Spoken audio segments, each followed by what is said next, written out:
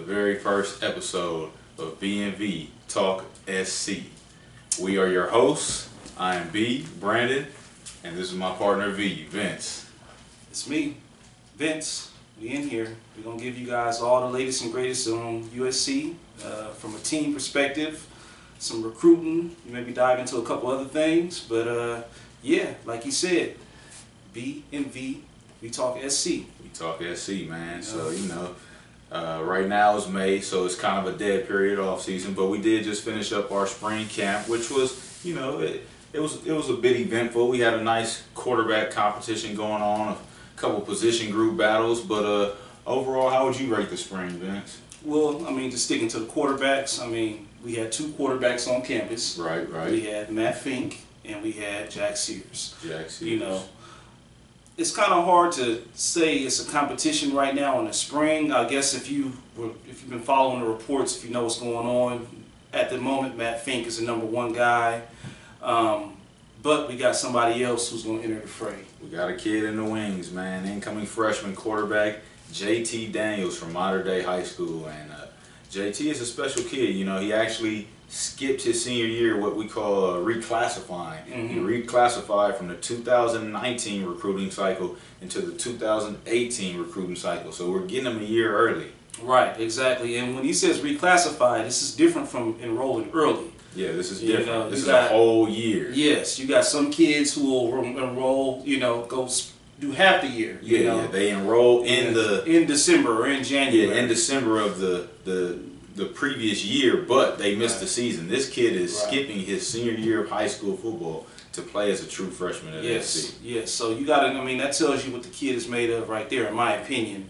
Not only to get ready to transition into elite college football, but the fact that the course load that he's taking right now, just to be able to do this, is pretty remarkable. So, we talked about it with JT, man. Since the IE Ducks, as you know, this kid has been an overachiever, his whole life. Yeah, he's special. And, not to knock the two quarterbacks on campus. Obviously, they're good in their own rights. A lot of people forget Matt Fink was an Under Armour All-American, and he actually played really well in that game. I was pretty impressed with him in that game. Yeah. And if you go back to last year, he had a nice big run against Oregon State where he showed off the wheels. He even had a nice run in the spring game where he showed some speed. He did. So, and with Jack Sears, he's actually supposed to be a pretty mobile guy too. I haven't seen him run a lot at the college level per se because he redshirted last year, but he's supposed to be a bit of a dual threat, more of a complete passer,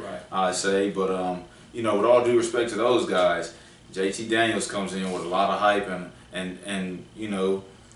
lot of hype and a lot of pedigree. This is a modern day quarterback. We know. If you follow USC football, the close personal relationship that we have with that school and some of the guys that's come through from Mater Dei, especially at the quarterback position. Matt Barkley, Matt Leinart, Matt Leinart, even Max Wittek. Max Wittek was another Under Army All-American, went on to play at Hawaii. So. We got a great pedigree when it comes to Mater Dei players, specifically at the quarterback position. This kid came in to Mater Dei, started as a true freshman, and by his sophomore year was calling his own plays for the offense. So he has a pretty impressive resume, even for a kid coming out of high school. But come June when player-only practices start, we'll see. Yeah. Or at least read here. We'll see personally. We'll go up there and check out a couple sessions, but we'll see what he's made of. Yeah, we'll start to see what he's made of. We'll start to see. This is a start. We won't know until the pads come on, and we'll be there for that too, because we definitely want to bring you guys the best coverage we can. So we're gonna try to, we're gonna make it to a few practices, so we can give you our perspective from what we see with our own two eyes. But yeah, we'll know in a few months. Yeah, it'll be up on us soon. It'll be on us real soon. And that's not to take away from. I know we're talking a lot about JT Daniels. I don't want to just discredit Matt Fink or Jack Sears. It's still going to be a competition in the fall. But this kid, in my personal opinion, is special. In our personal opinion, is special. Yeah, he is special. If you've read anything about him, if you've seen any interviews about him, I know Jordan Palmer talked about him a little bit in a interview he did with speaking about Sam Darnold. He touched on JT a little bit, Bleacher Report recently put out an article about him. And, you know, when you read and you see these things, you got to buy into the hype at least a little bit. Yeah, So, I mean, you got some guys. I mean, Jordan Palmer is a pretty reputable guy. I mean, Carson Palmer's younger brother. You know, this guy is, I mean, probably a potential, you know, offensive coordinator in the NFL one day. He probably could be if he now. wants to. Yeah, If he wants to. But I think he's doing all right with his personal practice. I think he's doing okay. You know, so I mean, he talks about the kid like I could put him in a room with college quarterbacks and NFL quarterbacks. He can hold his own on the chalkboard. He can do all those things. We know he has a physical talent. It's just going to be an adjustment, obviously, going from the high school level to the college level. But if he's ready, I mean, we put him out there and then let him play. So for the players that were on campus this year or for the spring, what position battles do you want to touch on first? I mean, we got a couple on the offensive line. I guess you could say outside linebacker, that Sam spot. It was pretty wide open going into the spring. Jordan Iosefa kind of had the leading role there, but injuries took a toll to him, and one of the young freshmen stepped up, man. Yeah, I mean, we can stick with those linebackers. I'm of the belief that Jordan Iosefa is probably going to be the starter when it's all said and done. Mm-hmm. He did have a knee thing going on toward the end of spring, kind of kept him out, but the kid, in my opinion, I just love to look at this kid, man. That's a solid kid, man. Kanai Moaga, man. Yeah. Outside linebacker from Hawaii, you know, and a lot of people on the island said he was the best player coming out of the state last year. And he definitely showed up in spring ball as an early enrollee and opened some eyes. Even got Clancy Pendergast talking about him quite a few times. Right, and that happened because of the injury to Jordan Iosefa. And actually, even prior to that, the guy was still making plays. But I think if he had to play a game next week, Iosefa would have been starting. A healthy Iosefa I could see starting, but I definitely see Kanai breaking into that rotation, and you know, it'll be a number you see out there, number 26 on defense. You'll say 26 at linebacker. Who's this 26 at linebacker? You know, he gets around the corner quick to the quarterbacks. Man. The kid is forcing himself onto the field, and that's what you want to see, man. Especially a kid like that who wasn't highly rated, who was kind of the diamond in the rough by our guy. If you follow USC recruiting, you know who the man is. You know who he is. Johnny Nansen. The Polynesian Whisperer. Hey man, he goes and finds them. He goes and finds all the poly guys, man, and we know those dudes can play some ball. You know what I mean? You know, so he went and got him and found him from Hawaii, and now this guy came in and he rolled early. Not a lot of expectations, you know, coming in off top, but he's going to force his way on the field. Yeah, he's making some noise out there, you know. And you know, getting back to the offensive line. A bit of a battle at left tackle there with Austin Jackson and Clayton Johnson. Austin Jackson is a sophomore. He played a little bit last year. He started one game. What game did he start last year? Austin started against Washington State. Washington State struggled a bit. Yeah, struggled a bit. As a true freshman, you know, you expect that a little bit. Yeah, I'll give him credit. We all know the Palouse is one of the hardest places to play, especially when it's cold and rainy up there. The fans are rabid.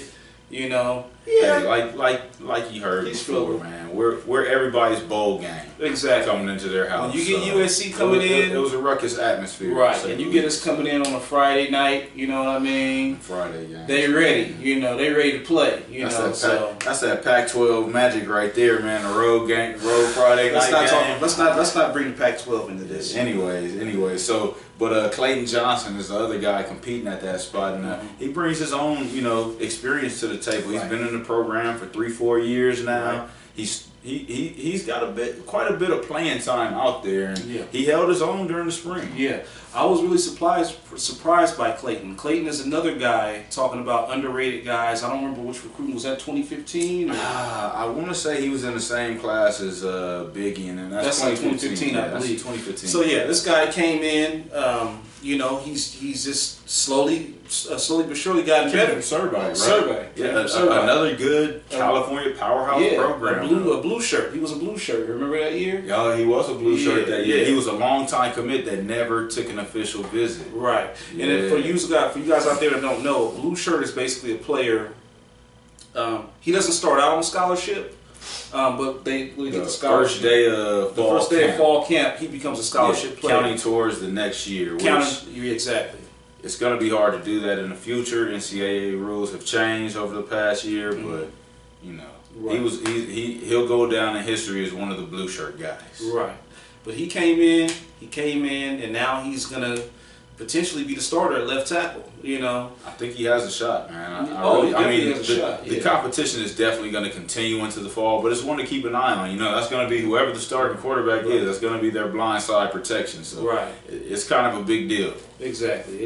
And I have faith in him, man, because like you said, man, we seen the kid play. He played pretty well. He didn't look lost out there, man. And I think with this being he's a redshirt junior. Yes, I believe this is his redshirt. So junior. He's been in the program 4 years, man. This kid's ready to play.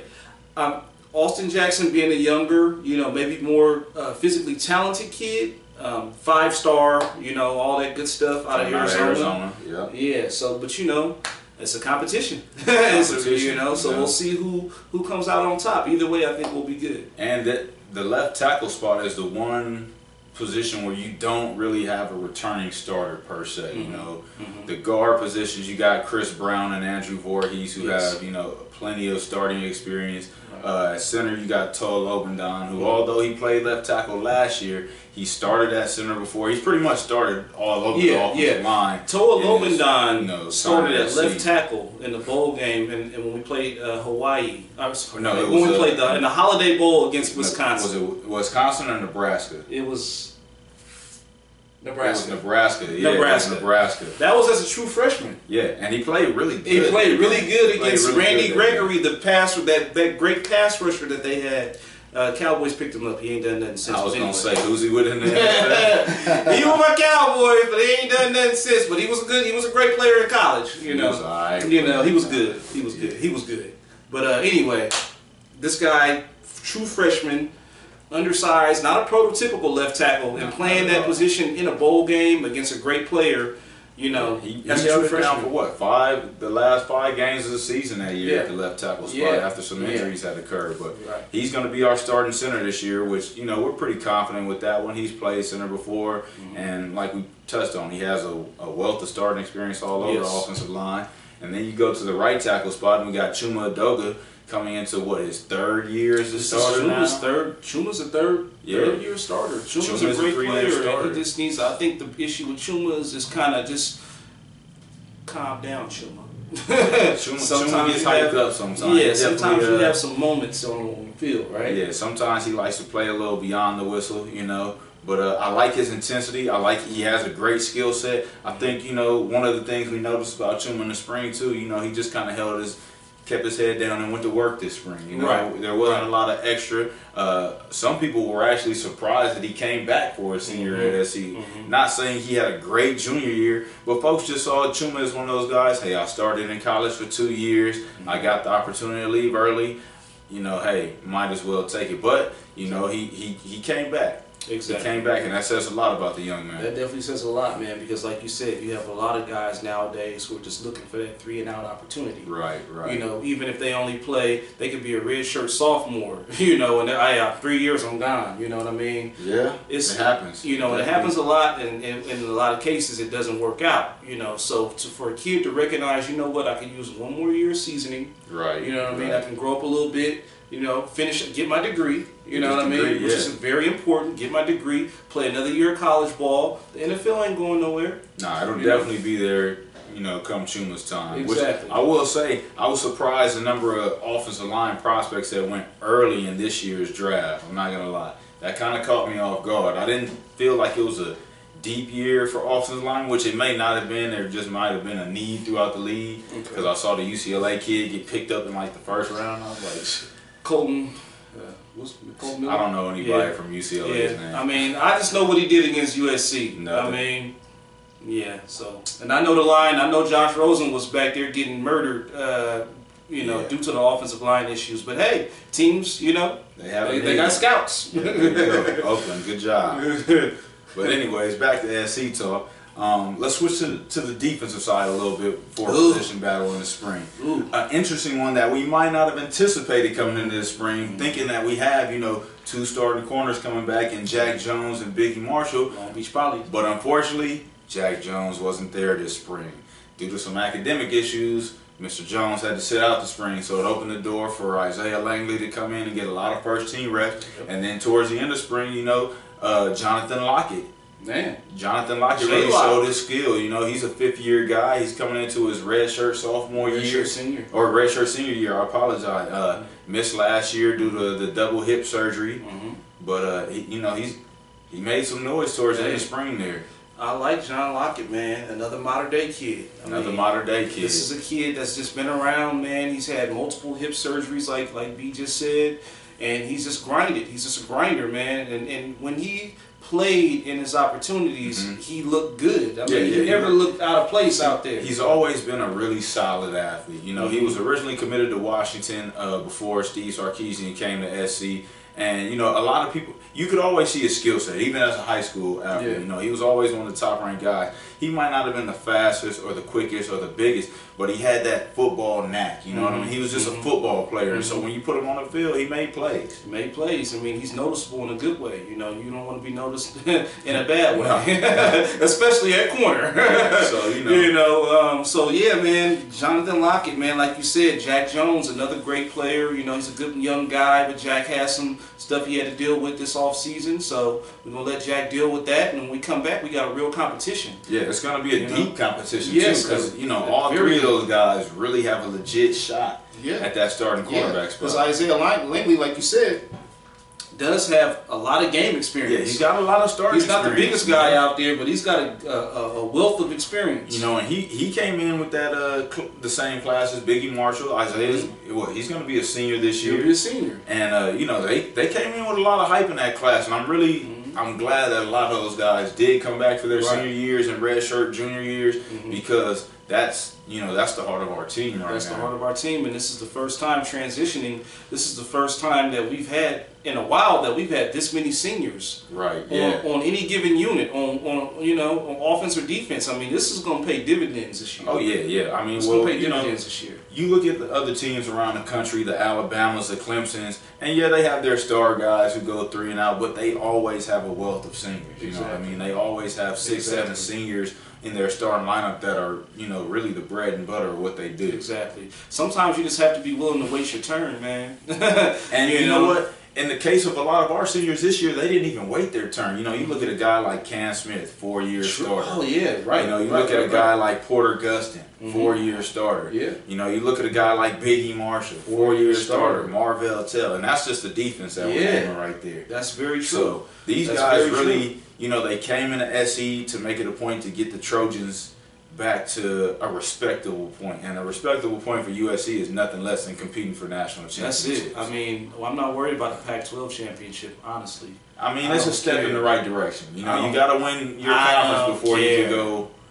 compete. Well, you got to win the Pac-12 to compete for a national championship. It's part of the process. I'm just saying, when we win it, I don't celebrate. Trust the process. Trust the process, man. I feel you, but when we win it, that's how we're headed in the right direction. Positive. No, I'm not trying to just be a cynic, but I'm just saying, like you said, we need to be in that Final Four. Yeah, that's what we belong. And I think with this defense, if this year's defense, even with a first-year starter at quarterback, he has weapons. You know what I mean?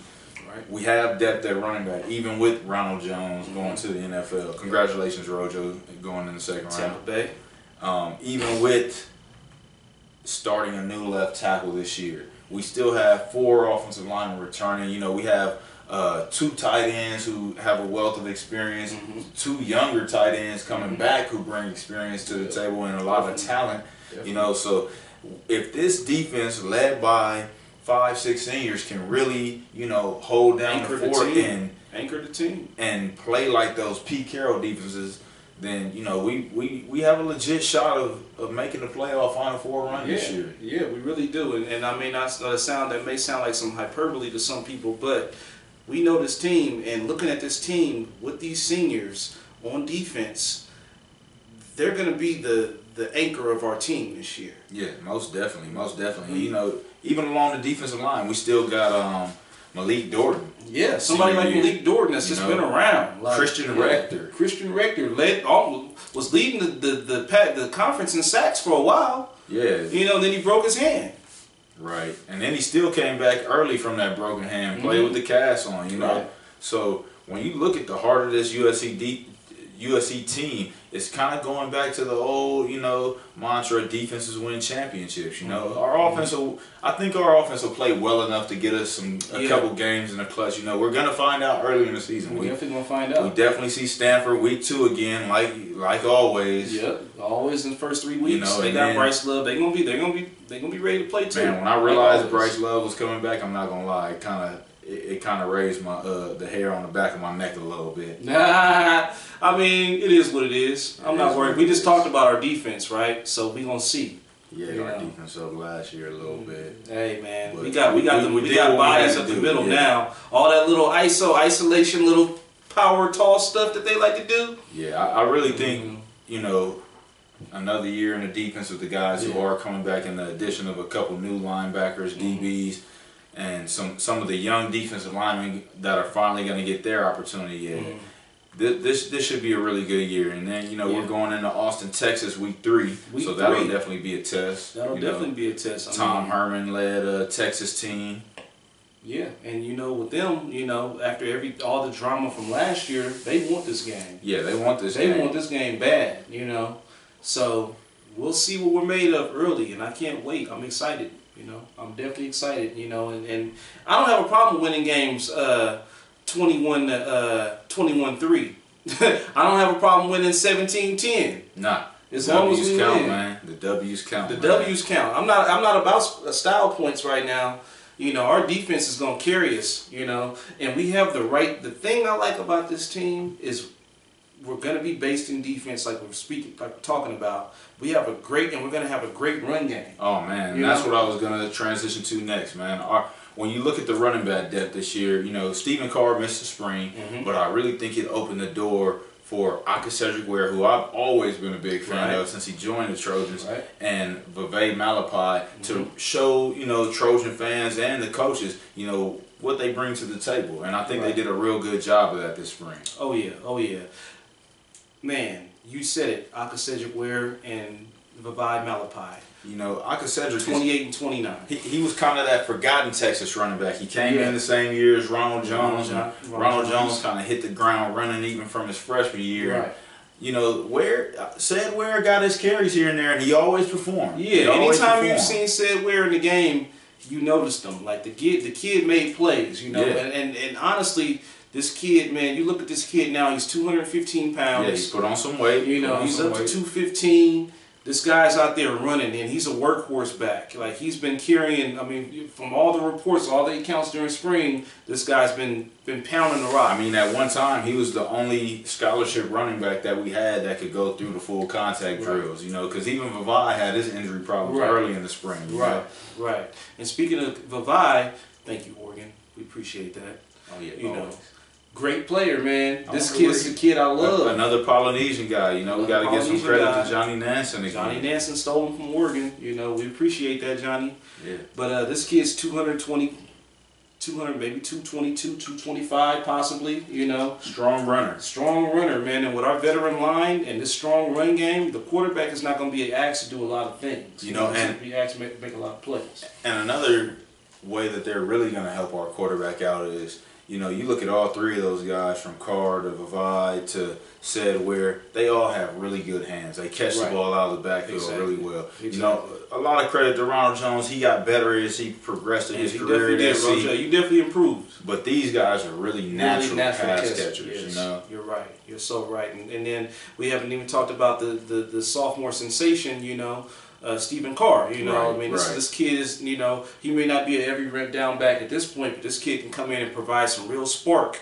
and he might be the best catcher of the 3. I dubbed him route runner. I dubbed him the screen pass king as a sophomore in high school, man. I watched that tape and it was just like, man, I've never seen a back catch so many screen passes in high school, and I like that. He had.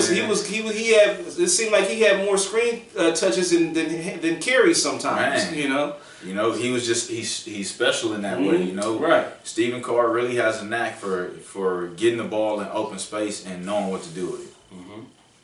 So yeah, we feel good about the team, just seeing how it's all unfolding right now. And a lot of times when you have a great team, it's when you least expect it. Right. You know what I mean? we got to give a lot of credit to Clay Helton. He's really brought this team to a solid foundation, and I mean, you got to think, if guys are staying for their senior year when they know they have a chance to go to the NFL, and you know, they don't care if they get drafted nowadays, they'll take an undrafted free agent today. These guys came back because of Clay Helton. You know, these guys came back because they love playing for Coach Clay Helton, and they really want to win a national championship with Clay Helton. You know, they want to prove a lot of USC fan wrongs, unfortunately, that Clay Helton is the guy for this job. You know. Yeah, and you know what, man? We all have our opinions on Clay, but one thing I can say about Clay is he's a solid guy. Solid coach. And he brings stability. You know what I'm saying? And I think the kids respect that. And you know what? He will chew a kid's ass too. You know, I'm not trying to make it seem like he's just, all meek, but because I seen Clay will turn up too if he has to. Oh yeah, Clay is definitely, I feel like through the past 3-4 years, he's taken on the role of truly being a real head coach. Not a micromanager, not a, hey, I'm an offensive guy, let me be the offensive coordinator and call the plays. And he trusts his assistants. He's done a really good job of keeping a cohesive staff, really keeping his guys home at SC, doing what he has to do. Unfortunately, we've had a little bit of turnover at the running back coach position. But, overall, you keeping 8 out of 10 coaches every year, you got to say that's a pretty damn good job. Pretty damn good job. And I'm really excited to see what T. Martin does in his second year. I'm really excited to see T. Martin calling plays the second year. And T's kind of made it known that we're going to be a ground and pound team already. So hey, you got to give T. Martin a lot of credit. He's come a long way from that quarterback at Tennessee that won a national championship. He's been on the SC staff going on 8 years now. Yeah, about 8 years. He came in with Lane Kiffin originally, and he's really, you can see the growth in him as a coach and an offensive coordinator and a future head coach. Right, exactly. I'm just really excited about the team overall. I just feel like this is, one of those, like I said, unexpected. It's going to be an unexpected success. I heard you mention excited, and one thing that every SC fan gets excited about. On to our next topic, our recruiting class from last year. A lot of good incoming freshmen. Some of them are already on campus. We had a few early enrollees. Kanai Mwaga, who's one of those true freshmen. Another true freshman that impressed during spring was Justin Dedich. He got some run at the first team center spot. Exactly. And he did well. Right. Justin Dedich, an old lineman out of. Where was he from? You know what school he came from? I can't recall off the top of my head now, but I know he has a lineage of being a center. His dad was a center. Right. You talk about a kid with some real pedigree, man, who came in and hit the ground rolling. He and Brett Nealon, while Toa Lobendan was out, shared center reps, and they did well by all accounts. So, as far as center goes, we're set. We got a redshirt freshman and a true freshman at center that both look great. And I remember seeing Justin Dedich at the opening last year, and he wasn't the biggest offensive lineman. He went up against some pretty stout guys, but one thing he definitely does well, he uses his leverage well. He's already a low-built, stout guy, big tree trunk legs that he could plant into the ground, and when he plants those things, he doesn't give up any ground up the middle. He did really well. Yeah, and I remember you even called Brett Nealon 2 years ago. Yeah. You sent me a little tape. Brett Nealon, I think it was an opening too. They both got nasty streaks. Nasty. I like that nasty. You always want an offensive lineman that you gotta have a nasty disposition, man. Yeah. You have to. Just playing the game in general, you really, you do, especially when you're in the trenches. Yeah, especially in the trenches, and another offensive freshman, incoming freshman that has everybody excited. Probably the #1 offensive guy in the nation outside of JT Daniels last year, his teammate, Amon-Ra St. Brown, wide receiver from Mater Dei High School. What do you think about him? Man, a technician. Route running is just, he don't have to run a 4.3 or 4.4. He doesn't have to. You know what I mean? Nah, he's got football speed. This dude has football speed, and he can run routes better than half the receivers in the country already. This kid works hard. You see this kid. I've seen. He's got a good family, got a good pedigree. Got 2 brothers, one at Notre Dame. Equinemius. Equinemius is now a member of the Green Bay Packers. Okay. 6th round. Well, congrats on that, Notre Damer. Whatever. You got another brother. He has another brother, Osiris, at Stanford. You Yep. know, their dad got some, you know, athletic pedigree. He was a bodybuilder or something, you know. But it's a good. This kid he's gonna be special. This kid's gonna be special. You know, he's one of the reasons why I wasn't worried about the kid from the ACC, Hines. Oh yeah. If you guys didn't know, SC did officially, or they hosted an official visit for a grad transfer to Bari Hines from Wake Forest. It didn't work out. He ended up committing to Oregon. He was more of a slot receiver. He brought a lot of speed to the table. But like Vince said, you know, with Amon-Ra St. Brown already on board, and we're hearing Devin Williams should be good to qualify coming into the fall. Right, who's probably gonna play on the outside. But yeah, he'll be an outside receiver, but you know, with St. Brown, he's gonna start off in a slot. I think eventually he'll make his way to the outside once some of that space clears out from Tyler Vines and Michael Pittman. Right. You know, but he's really one of those guys who, once he really gets entrenched in the offense and knows the playbook, I think you could put him anywhere and he'll be productive. You know. Yeah, I mean, the kid is a monster, man, and I mean, it looks like he's a little workout warrior. He's focused, Right, man. right. I mean, you just have kids with a certain, you know, a certain mentality. You know, and he's one of those kids that's gonna come in and seem like he's gonna grind. I mean, people get mad at him for spinning the ball. I don't care about that. I love the ball spin. Yeah, I don't care about it. that, man. Like, Let I him know know this you kid's a better than worker. I know this kid's a worker. That's what. yeah. Now, if he was just a showboat, I mean, it's the difference between the showboat and somebody who actually puts in the He work. proved his work ethic last year, even at the high school level. You know, he didn't come into his senior year ranked as the #1 receiver because Right. he didn't run a 4.3 and he Right. wasn't 6'5". Right. But as the season went on and his team continued to win and he continued to put up big numbers, Right. and he did it all through the spring last year at every camp setting and, Right. and all the testings and all that stuff. You know, Mater Dei played nothing but top competition all year. You know, they didn't play a team. They didn't have a team on their schedule that wasn't, you know, state championship Right. caliber. Right. They even played up in Vegas. They played Bishop Gorman, who's, Yeah, you know, they I'm played sure we'll Bishop touch on Gorman. another. And guy this year, Mater Dei has a huge matchup.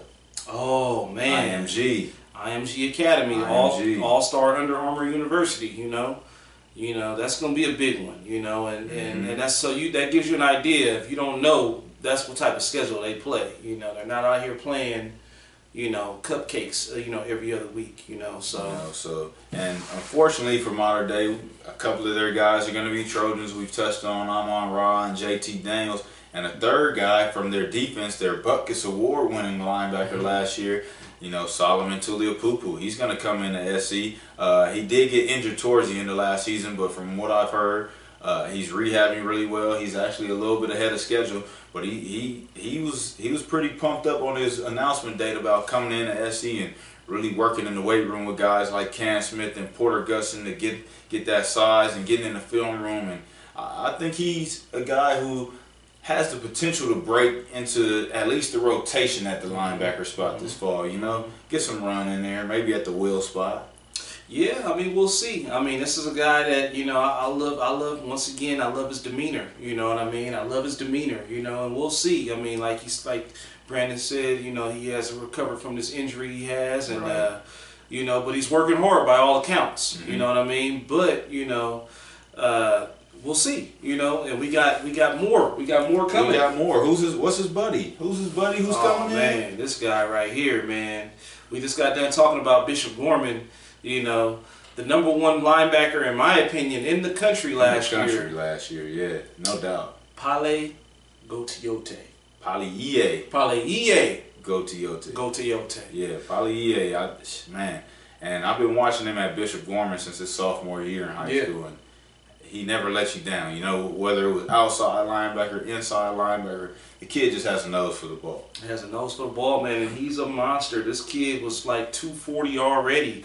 You know, he might be the next, you know, Ray Maluga, just with more discipline. You know what I'm saying? Yeah. You know, with more discipline, though. You know what I'm saying? That's how I see him. You Yeah, know, I wouldn't mind if he rocked the 58. Hey, I know he wants 55, though. If you ask me, I mean, hey, look, they both want 55, but there's only one. There's only one. So somebody you know, got to there's rock definitely a that 5'8". possibility somebody's going to wear 5'8", maybe even as a freshman. Yeah. You know, but if you ask me, I think EA, out of all the incoming freshmen on defense, probably has the best chance of breaking into the starting linebacker rotation at the will spot. You know, right now, last year it was occupied by John Houston. different people have different opinions on John Houston. He's a little lighter than you like for your inside linebacker, lean guy. You go back and watch some tape from last year. He wasn't the best blitzer.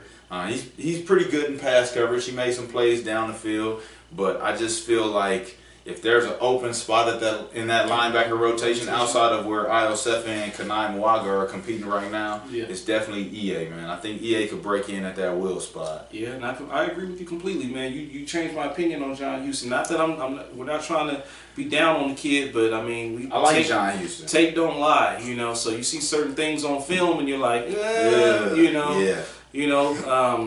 So yeah, I mean that position should be, that's definitely a potential another position battle, in the fall that we're gonna be focused on. Definitely. I mean, and John is a smart kid. I'm pretty sure he's deep entrenched in the playbook. It's gonna be his third year under Clancy in the system, so he should know it pretty well. I mean, his freshman year, he was dealing with some injuries, so he didn't really play too much. He had a bad back. Yeah, he had a bad back injury. So, but he was in the playbook. So, as far as in the playbook, he's going on year 4 on the field, year 3. Yeah. John has the advantage going into this battle. Yeah. But and the thing I like, and why I love this team, is because he knows those guys are coming in. Oh yeah. So he better be grinding. He knows those guys are coming in, so he's ready. He's working, and actually, quite honestly, when I seen him, last picture I seen of him, he looked like he did put on about 12 pounds of muscle. Okay. He looked like he's getting bigger. So we'll definitely be looking at John Houston to see how big he's getting. Because I mean, at the end of the day, size isn't everything that matters in football, but when you're at that inside linebacker spot and you're about 6'3", 6'4", you gotta have a little meat in your ass. You know what I'm saying? You definitely do. You going when you coming on the blitz and you going head up with a guard or even a running back. Or a running back. Man. Some of these running backs, you gotta be man. You gotta be stout. You gotta definitely be able to hold your own. You know what I mean? Right. Yeah, so we'll see. So what about the we talked about the corners. Let's go a little in depth on these big nasties on defense we got. Oh my gosh! Let's talk about them. Our defensive line this year is going to be young and talented. We talked about a few veterans with Christian Rector and Malik Dorton, but when you look in the trenches, you got kids. Brandon Peely coming into his second year at SC. Big Alaskan. Jay Tufele, second year at SC, and he redshirted last year. Marlon Tuliapupu, second year at SC, and these are all the 300-pound plus kids that are. Hey. Brandon Peely's probably 340. Yeah, he's probably. I've seen some reports that Jay is up to 320 now. Yeah, Jay's up to 320. Holding good weight at 320. From what I read, he wants to come into the season about 310. So. Okay. Well, we definitely got some monsters up front, man. We got some guys that are just going to be real disruptive on that interior line, on the offense's interior line. A lot of depth there, like you just said. A lot of depth. We got some guys that haven't really played yet, like Marlon T or Jay Tufele. Yeah, well, if we remember, Marlon actually came into his freshman year as a starting defensive tackle. Due to a couple injuries midway through the season, he sat out, but luckily they were able to still preserve his red shirt, so he'll be coming into the 2018 season again as a redshirt freshman, even though he played a bit last year, Right. So I mean, it's a really healthy team, man. And then when you look at the Rasheem Green, we got to fill that void for Rasheem Green, and I think the junior college transfer, Caleb Tremblay. Yeah, Caleb Tremblay came in, and he's from what I've read in one-on-ones, he's performed really well. Still got to get the playbook down. I know a lot of people think, a defensive lineman, how much playbook does he really need to know? Mm-hmm. But there are, little innuendos to the game that, definitely. You got to be able to read this. If that guard pulls this way or if they set their hand that way, you kind of got to be able to predict what's going on. So. Right.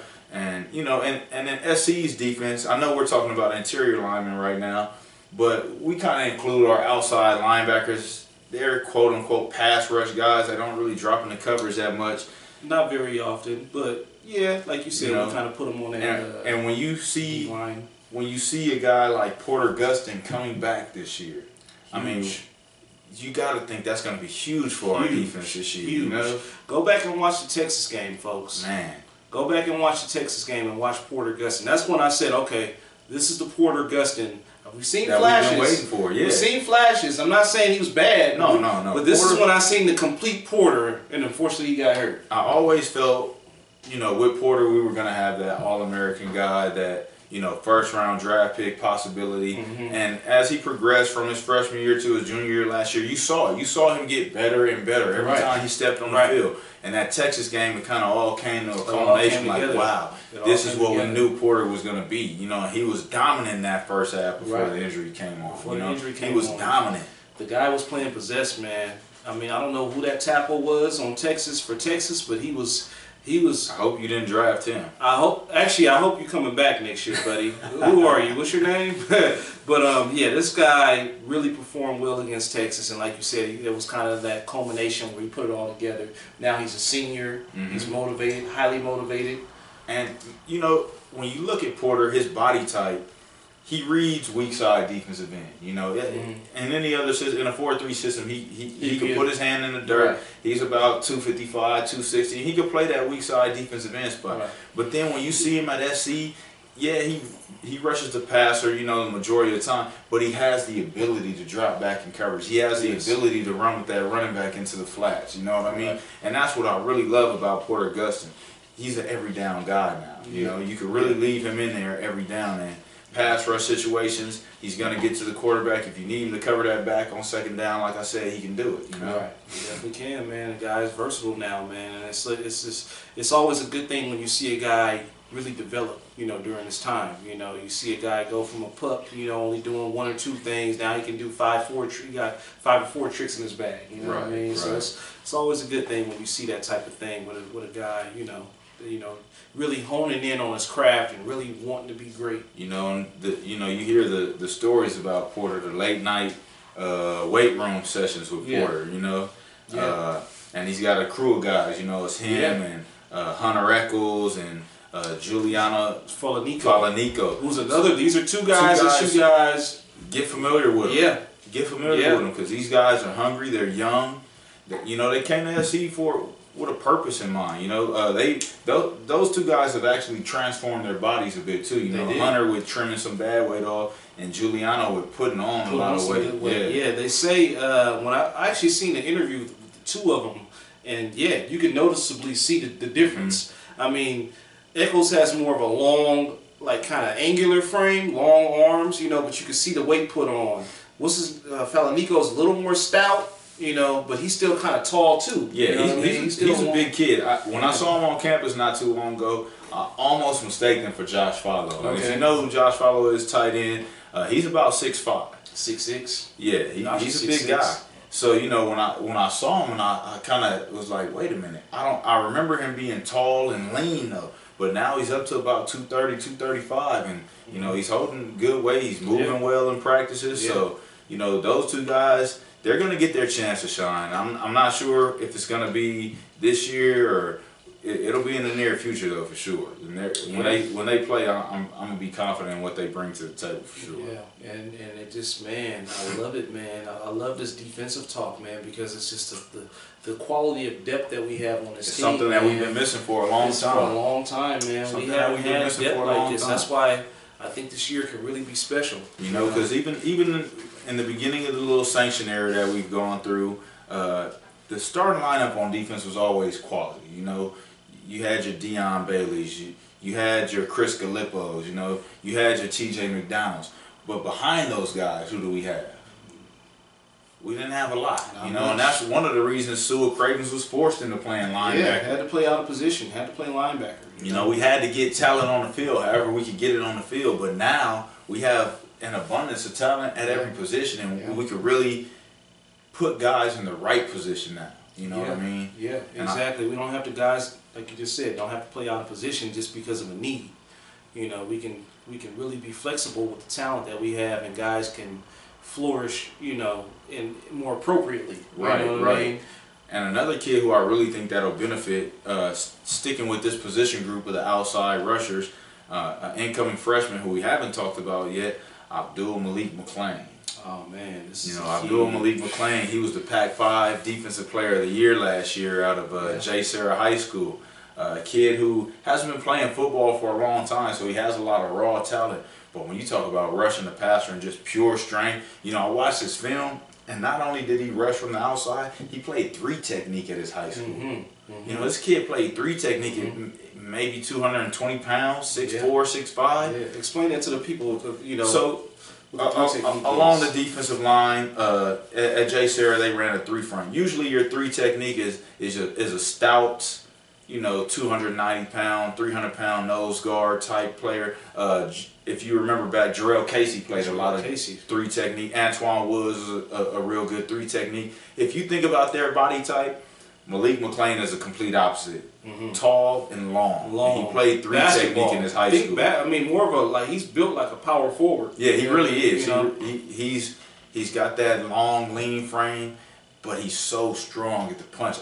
He would literally lift offensive linemen off their feet on the pass rush. Yeah. The kid is he's probably one on defense that I think he's coming in with a little less hype, but I can't wait to see what he does on the field. I'm with you, man. This kid, like you said, he was the Pac-5 Defensive Player of the Year. And that's the league with Mater Dei, Poly. You can go back and actually watch that Mater Dei film and see what this kid did against Mater Dei. Yeah, all over their line. All over their line. Every spot. He moved around. He was very versatile in high school. He's one of my favorite recruits in this class, man. And then the kid comes in, he's a humble kid.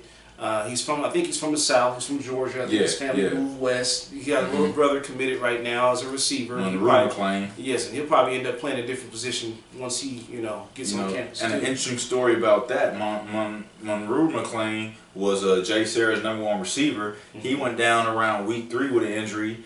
They get Abdul to step in at receiver to replace him. Yes. And the one game he starts a receiver, he has 110 receiving yards. Yes, this is a defensive lineman, a quote unquote defensive lineman we're talking about. Right. I seen the guy catch a screen and go 80. So he brings a wealth of athleticism to the table. Yes. You got a guy that plays defensive end. That's like having a receiver that also plays linebacker. In my opinion, that's what I like. Because now you have a different mentality at a position that's typically not known for aggressive, personalities. As far as I'll block you.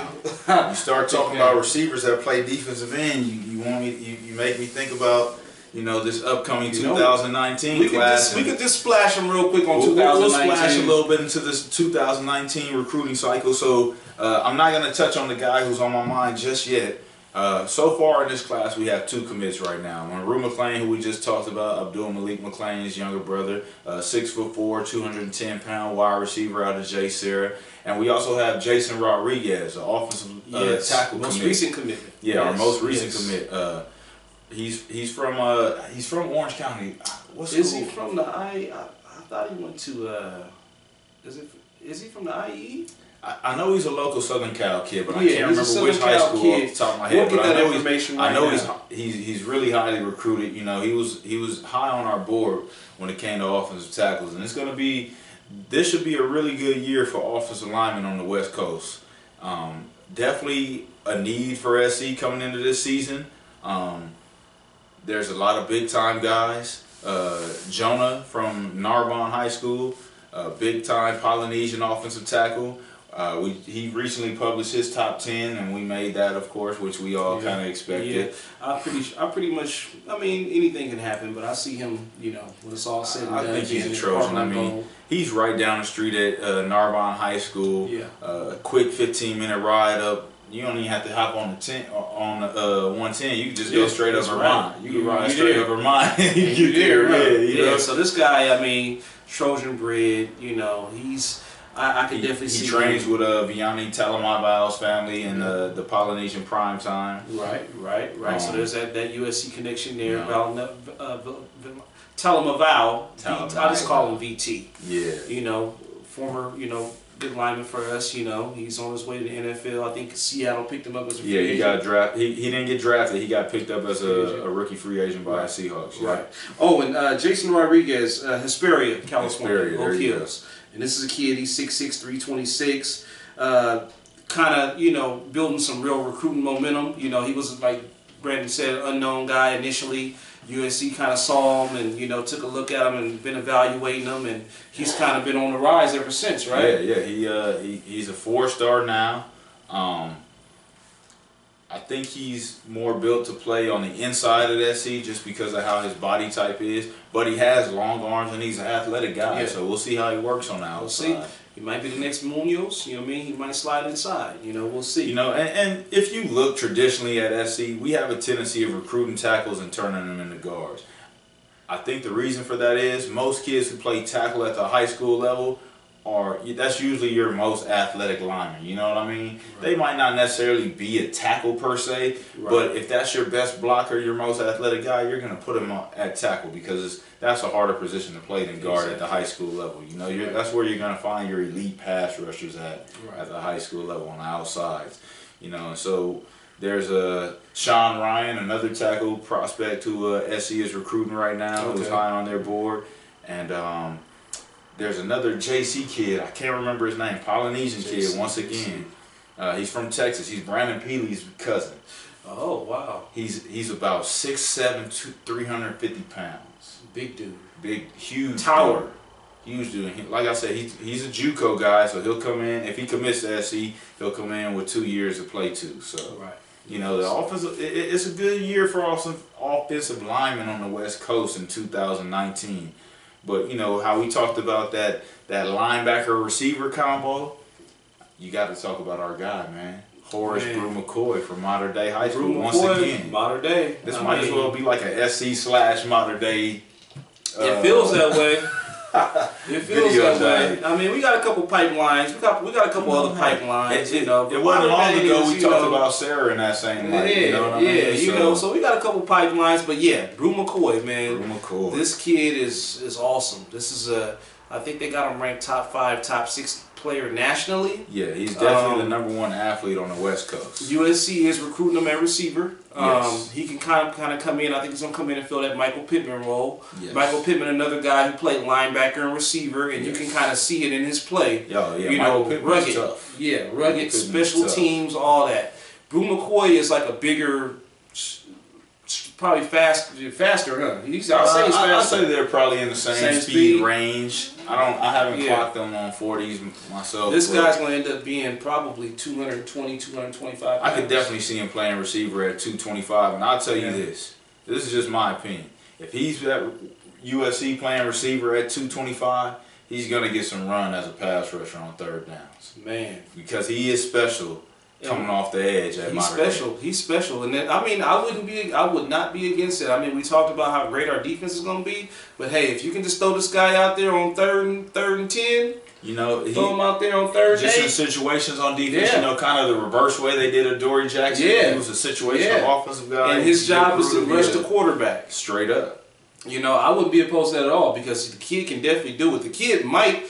I mean, he's a legit linebacker. I think some teams there's schools out there recruiting him strictly as a linebacker. Okay, he said his preference is to play wide receiver, but you know, hey, if you hear from enough scouts, you know, hey, defense could always be enticing to a young man. Oh yeah, it definitely can. It definitely can. Adoree Jackson chose that route, and I'd have put him as slot receiver all day. We'll save that story for another day. Yeah, Adoree, man. Why they couldn't get him 10 touches a game this junior year? I wanted 30. Hey man, every 6 times Adoree touched the ball, he scored a touchdown. You go run the numbers on that. Man, that's a crazy stat right there. Every 6 times he touched it, he scored a touchdown.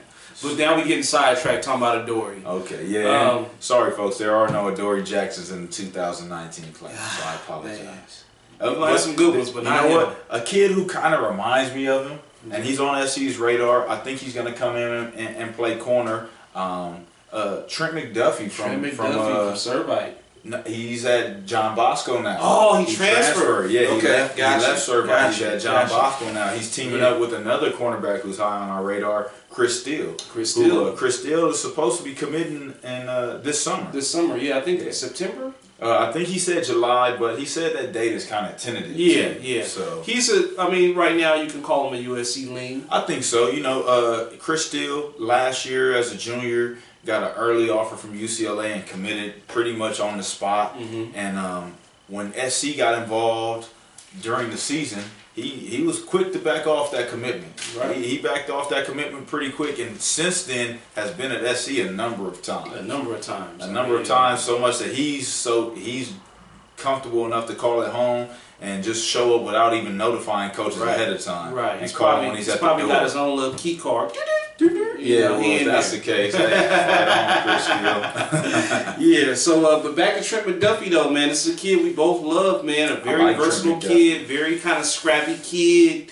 What was he? Was he 6'5", 11", 190, 6 foot 190? Is he? Yeah, he's about the 5'11", 6 foot range, but Yeah. he's just a tough kid. He's got really good speed. He's another guy who you just look at him and say, hey, man, he's a football player.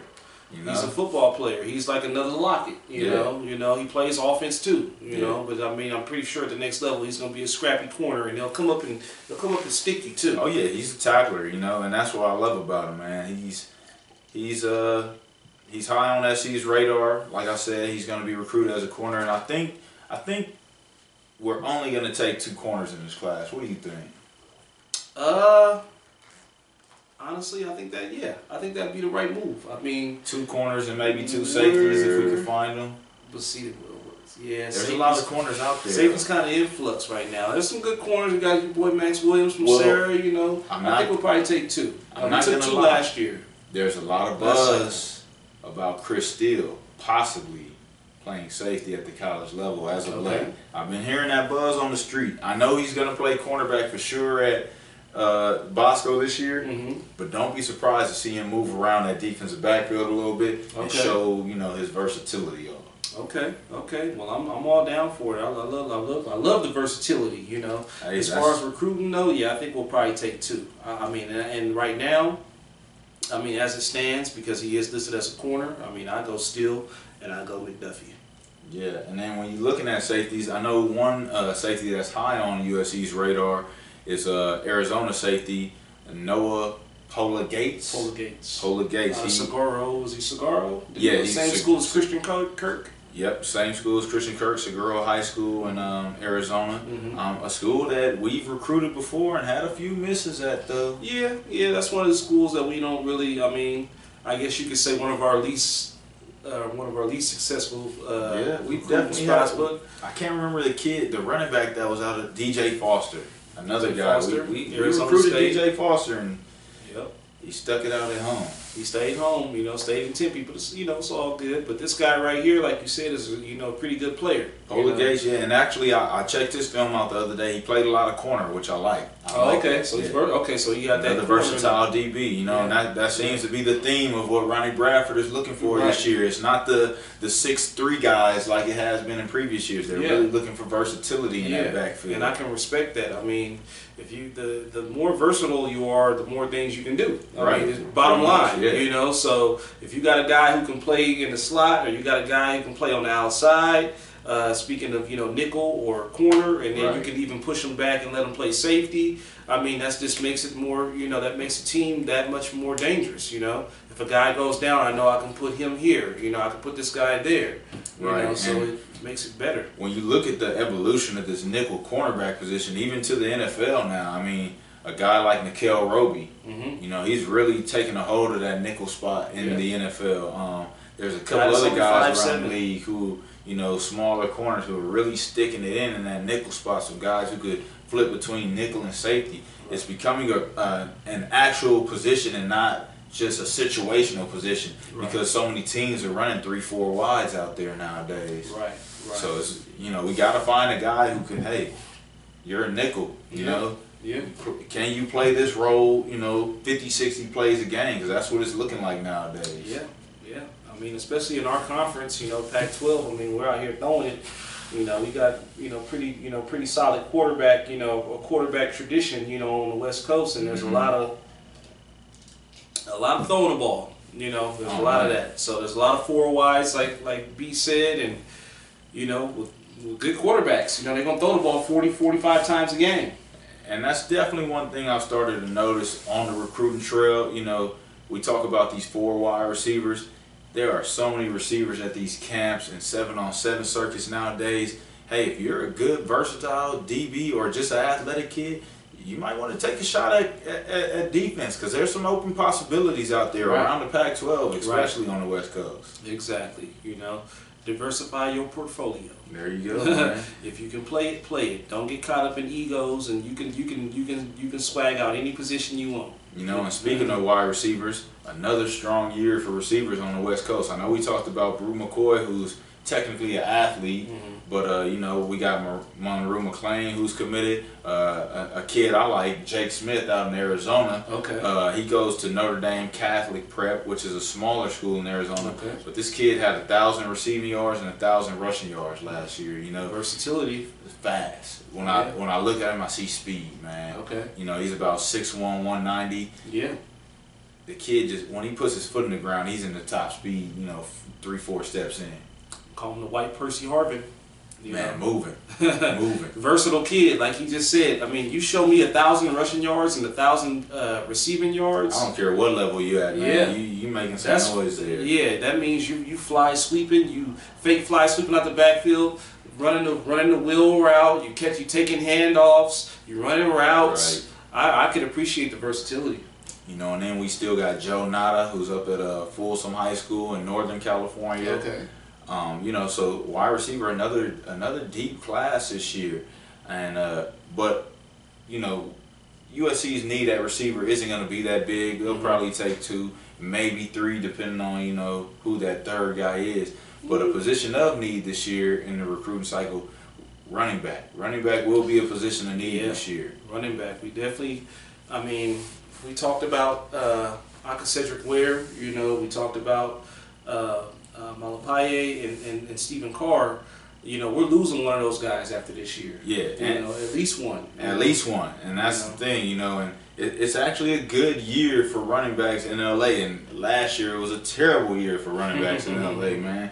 But this year, you know, you got a kid like who's heavy on, or who's high on SC's list, Jordan Wilmer, from up at Lawndale. You know, I really like this kid. Stocky kid. Man, reminds me of Moody McNeil, man. Moody McNeil. We love Moody McNeil from back in the day. McNeil, Shout out to Venice. Hey, there you go, man.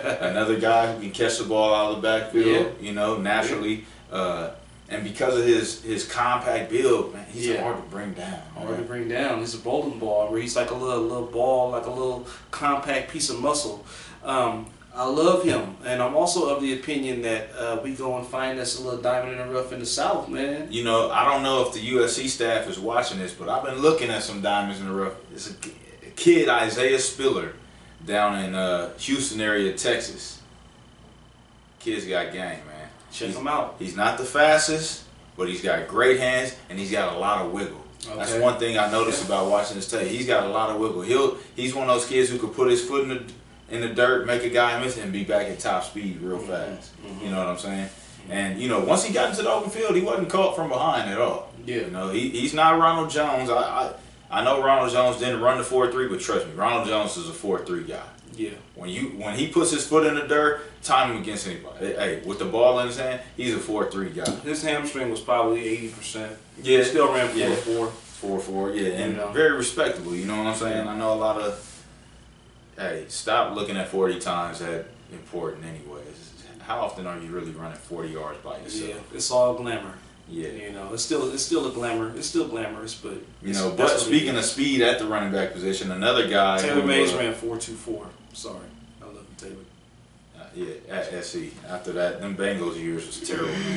But another guy who speaking of speed, Christian, what is it?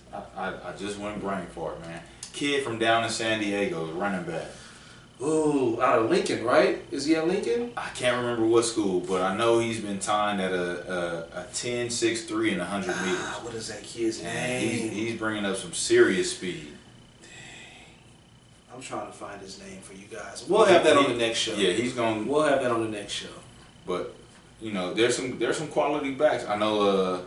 We got Zach Carbonet out at Oaks Christian. Okay. Bigger back, you know, 6'1", 6'2" range, up above that 200 pounds. So he's heavy on. He's a heavy SC recruit. You know, they're on him pretty tough right now. Yeah. So there's definitely some West Coast options, and I really feel like this could be a year that if SC wanted to really just take 20 out of 22 kids all from California, or the West Coast, nonetheless, they could do it, man. They could really do it. They definitely could. They definitely could.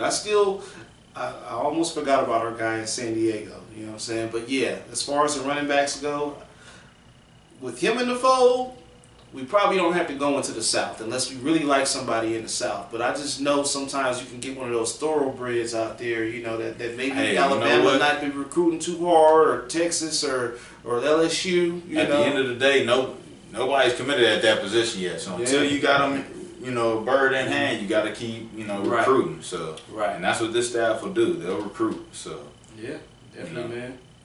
Yeah, so what you think, man? It was pretty good, pretty nice little show for y'all. Yeah, man. I think we're gonna wrap it up right there, and you know, we'll come back for another episode in a few weeks. Talk about some updated recruiting. Obviously, that there's not gonna be any practices or player-only practices until June, so we'll keep our ear to the streets for any team info and cover that as well. We sure will, man. We appreciate you guys for watching. Everything Brandon said, we're gonna, right now is a dead period, but we decided to put a little show together, toward the end of spring, just kind of a spring recap, get into a little bit of recruiting, we're here though, once the season starts. Hit that subscribe button too, man. Yeah, definitely hit the subscribe button. Check us out. Tell your friends. Yeah. So if you're a hardcore USC fan and you want to get another perspective on some USC football, come mess with us, man. We're here. There you go, man. BMV signing off. We talk SC. We talk SC. Fight on.